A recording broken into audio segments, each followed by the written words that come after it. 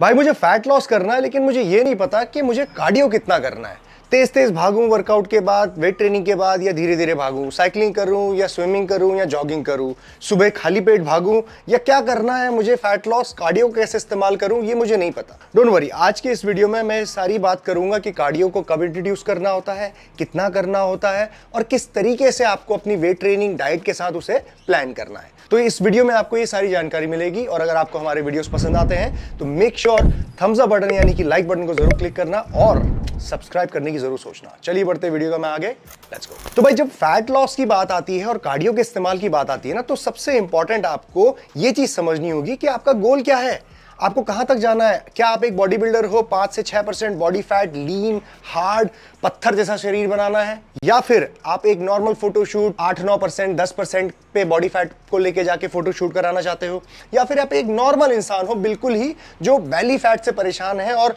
Belly fat को कम करके एक 12 से 15 वाले बॉडी फैट परसेंटेज पे जो अच्छा दिखता है उस बॉडी फैट परसेंटेज तक आपको लेके आना है। तो गोल पे डिपेंड करेगा कि कितना कार्डियो किया जाता है और कब कब इंट्रोड्यूस करना है। लेकिन कैसे इस पूरे फैट लॉस की जर्नी में कार्डियो को इंट्रोड्यूस करना है, उसके कुछ स्टेप्स होते हैं। अब सबसे पहला स्टेप यहां पे आता है understanding how your body Burns calories. आपकी बॉडी बर्न जो करती है ना कैलोरी, उसे कहते हैं हम TDEE, total daily energy expenditure, और कई सारे किताबों में इसका नाम मेंटेनेंस कैलोरीज भी लिखा जाता है। यानी कि वो कैलोरीज जो हमारी बॉडी दिन भर में बर्न कर रही है हमारे वजन को मेंटेन करने के लिए, दिन भर की एक्टिविटी करने के बाद। इसके 4 पार्ट्स होते हैं। सबसे पहला है BMR यानी कि बेसल मेटाबॉलिक रेट। जो बॉडी आपकी जब आप रेस्ट पीरियड में होते हो, यानी कि कुछ नहीं कर रहे होते हो, फिर भी आपकी बॉडी जो बर्न कर रही होती है ना आपकी कैलोरीज, क्योंकि आप सांस ले रहे हो, अंदर के ऑर्गन्स काम कर रहे हैं, दिमाग चल रहा है, पंप कर रहा है ब्लड शरीर, तो उसमें सब में एनर्जी चाहिए होती है, तो वो उसे BMR कहा जाता है, बेसल मेटाबॉलिक रेट। उसमें कैलोरीज बर्न होती है, सम अमाउंट ऑफ कैलोरीज। उसके बाद आता है आपका टेफ यानी कि थर्मिक इफेक्ट ऑफ फूड।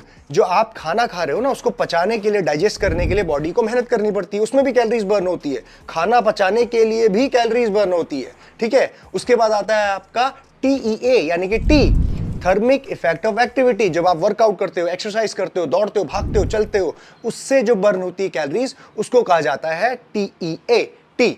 उसके बाद आता है आपका NEAT, non exercise activity thermogenesis, यानी कि जब आप दिन भर में बैठे हो और आप अनकॉन्शियस मूवमेंट, जैसे कि मैं हाथ हिला रहा हूं, ये पलके झपका रहा हूं, ठीक है, खुजला रहा हूं, पैर हिला रहा हूं, ये छोटी छोटी चीजें हमारी एडिशनल जो होती है ना अनकॉन्शियस मूवमेंट्स, उसमें भी हमारी एनर्जी बर्न होती है, कैलोरीज बर्न होती है। तो ये सारी चीजों को मिला के आपका टोटल डेली एनर्जी एक्सपेंडिचर बनता है और उसे मेंटेनेंस कैलोरीज भी कहा जाता है। अब अगर कोई इंसान रोज अपनी टोटल डेली एनर्जी एक्सपेंडिचर ही खाएगा, यानी कि मान लो 2500 मेरी TDEE है और मैं रोज 2500 कैलोरीज खा रहा हूं, तो मेरा ये वजन जितना है उतना ही रहेगा, कम नहीं होगा। और कम करने के लिए मुझे कैलोरीज के साथ खेलना पड़ेगा, जो आगे के स्टेप में मैं आपको समझाता हूं।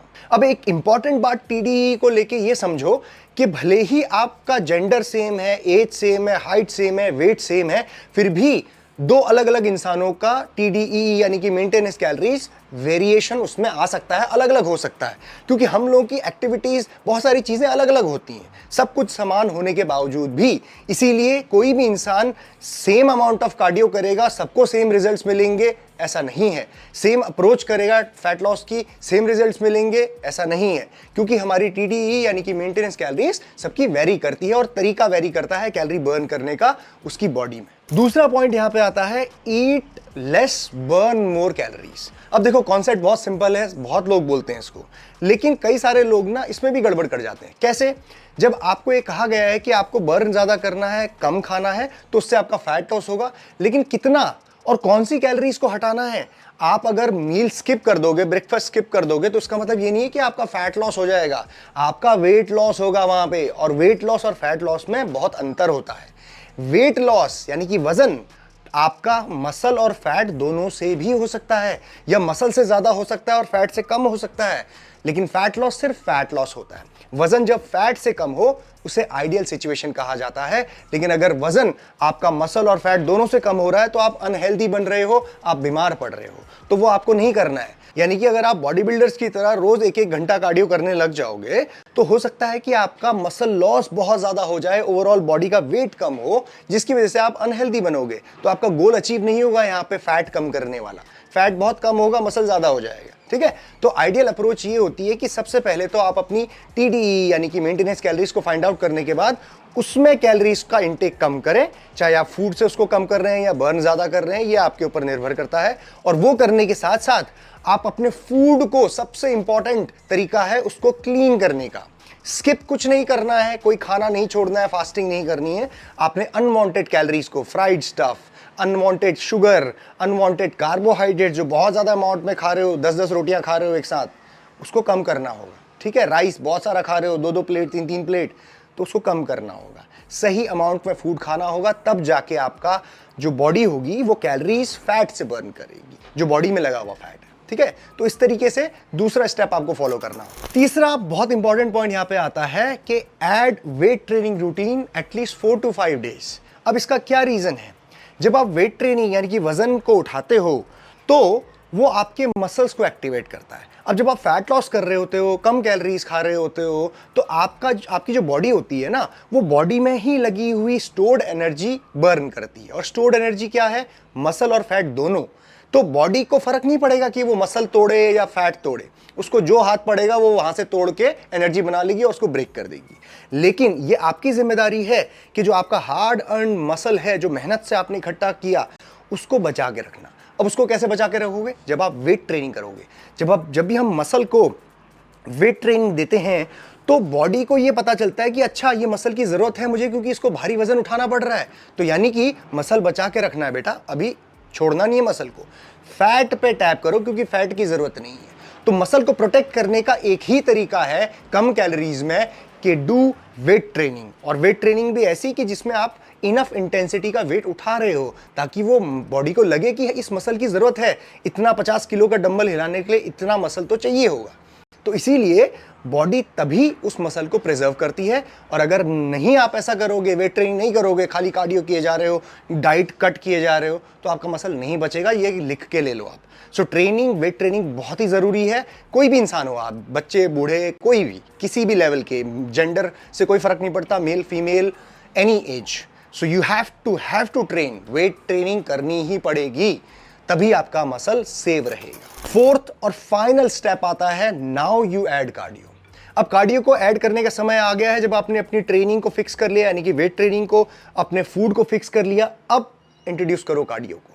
अब कार्डियो को इंट्रोड्यूस करने का मतलब ये नहीं है कि मतलब जिम गए और आपने HIIT बिल्कुल एकदम भाग रहे हो, तेज स्प्रिंटिंग मार रहे हो, ये वो रोप सब कुछ करने लग गए।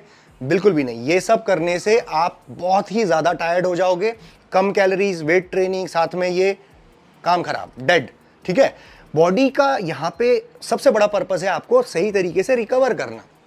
तो उतनी ही ट्रेनिंग, उतना ही कार्डियो दिया जाए जो फैट लॉस में आपके काम करे, साथ ही साथ मसल प्रिजर्व करे, साथ ही साथ आपका दिमाग सेंसिबल रहे।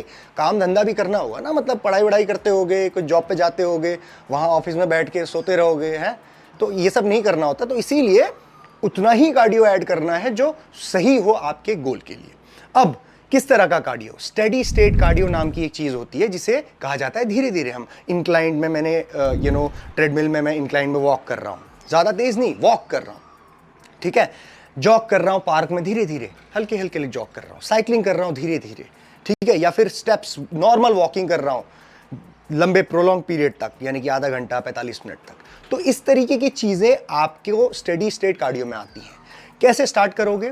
शुरुआत के दिनों में जब आपके मतलब 2-3 हफ्ते हो जाएं, जब आप डाइट को फिक्स कर दो, वेट ट्रेनिंग को फिक्स कर दो, उसके बाद तीसरे चौथे हफ्ते में स्टार्ट करना है कार्डियो। तीसरे चौथे हफ्ते में आप धीरे धीरे स्टार्ट करो। हफ्ते में 2 से 3 दिन कार्डियो ऐड करना। वेट ट्रेनिंग के बाद आपको कुछ नहीं करना है, 20 मिनट्स इंक्लाइन पे वॉक करो। स्टेयर मास्टर है, स्टेयर मास्टर में करो, इंक्लाइन में धीरे धीरे 4 से 5 वाली स्पीड पे। उसके बाद आप देखोगे कि आपकी बॉडी में चेंजेस आने लगेंगे, धीरे धीरे बॉडी का फैट कम हो रहा है, वेट ट्रेनिंग की वजह से मसल बच रहा है आपका, आपकी रिकवरी भी अच्छी हो रही है क्योंकि आप धीरे धीरे कर रहे हो चीज़ों को। उसके बाद बाय द टाइम आप 5वें 6ठे हफ्ते में पहुंचते हो, 7वें हफ्ते में पहुंचते हो, तो आप धीरे से कार्डियो के नंबर ऑफ डेज इंक्रीज कर सकते हो। 3 की जगह पे 4 कर सकते हो, फिर 5 कर सकते हो, और ऐसे ऐसे आप 12 हफ्ते के प्रोग्राम में यानी कि 3 महीने के प्रोग्राम में लगभग 5 से 6 दिन कार्डियो ऐड करके एक सही level of body fat percentage तक पहुंच सकते हो। अब देखो, ये वेरी करेगा कि आपका गोल क्या है। 5 से 6% पे जाना है तो अगेन और भी डिटेल्ड तरीके से कार्डियो को इंट्रोड्यूस करना पड़ेगा। कार्डियो की टाइमिंग भी बढ़ानी पड़ सकती है, 20 से 25 मिनट, 30-40 मिनट तक भी जाती है। बॉडी बिल्डर्स करते हैं, 1-1 घंटा कार्डियो करते हैं, बट आप बॉडी बिल्डर नहीं हो, आपको स्टेज में नहीं जाना, तो आपको नहीं करना होगा। लेकिन अगर आपका फोटोशूट है या चाहते हो कि single digit body fat percentage पे देखना, तो धीरे धीरे कार्डियो को आप इंट्रोड्यूस कर सकते हो, थोड़ा बढ़ाते हुए। लेकिन रिकवरी पे भी ध्यान देना, ये नहीं कि मतलब आप डेड पड़े हुए हो, खाने पीने को और कम कर रहे हो, साथ ही साथ कार्डियो भी किए जा रहे हो, वेट ट्रेनिंग कर रहे हो, तो ये सारी चीजें होती है ना, सारे वेरिएबल्स को पकड़ के रखना होता है। कहीं पे भी अगर आपको ऐसा लगता है कि नहीं नहीं ये ज्यादा हो रहा है, तो उसको खींचो वापस। सो ये कौन करेगा? या तो आपको खुद अपनी बॉडी को समझना होगा या फिर एक कोच को इस्तेमाल करना होगा, यानी कि कोच की हेल्प लेनी होगी, गाइडेंस लेनी होगी। इसीलिए ये सारी चीजें ना बहुत टेक्निकल होती हैं और एक बार में कोई नहीं सीख सकता। आपको वक्त देना पड़ेगा, कई साल लगेंगे आपको स्वीट स्पॉट फाइंड आउट करने में कि हाँ, मेरी बॉडी में इतनी कैलोरीज में मैं ऐसे काम करता हूं और मुझे कार्डियो को ऐसे ऐसे इंट्रोड्यूस करना ताकि मेरी जान भी बची रहे, राइट? तो ये पूरा अप्रोच जो है ये बहुत ही टाइम कंज्यूमिंग है और आपको धीरे धीरे ही समझ में आएगा। सो टेक योर टाइम, जिंदगी पड़ी हुई है भाई, आराम से उसको इस्तेमाल करो, मेहनत करो और आपको धीरे धीरे ये कार्डियो को कैसे इंट्रोड्यूस करना है ये समझ में आ जाएगा। अब अगर बात करें फास्ट पेस कार्डियो की, HIIT की, या फिर मतलब आप स्प्रिंटिंग करना चाहते हो, तो वो भी गलत नहीं, कर लो, लेकिन भैया कैलोरीज तो इनफ लेनी पड़ेगी। वहां पे आप कट कर रखा है अपने कैलोरीज में, डेफिसिट में हो, और आप HIIT स्प्रिंटिंग लगा रहे हो, किसी को आपने रील में देख लिया स्प्रिंट करते हुए। पहले कैलोरीज बढ़ाओ और करो, आपके जॉइंट सलामत है, आप अच्छे से भाग सकते हो, आपको आता है भागना, तो कर सकते हो, लेकिन पहले कैलोरीज को लो। कैलोरीज नहीं लोगे ना तो आप मतलब बिल्कुल काम खराब हो जाएगा। मतलब ये आप समझ लीजिए, बॉडी है, ये मशीन नहीं है कि मतलब कुछ भी चाबी भर दो, कंप्यूटर में प्रोग्राम डाल दो और वो कर देगा। नहीं, उसको पूरी एनर्जी चाहिए होगी, सही टूल्स चाहिए होंगे, तभी उसको सही एग्जीक्यूशन आपको देखने को मिलेगा। ठीक है, अगर मैं कोई पॉइंट मिस कर गया हूं तो नीचे कमेंट सेक्शन में आप मुझे बता सकते हो। और अगर आपको ये वीडियो पसंद आई है तो अगेन थम्स अप बटन को जरूर क्लिक करना, and I will see you soon.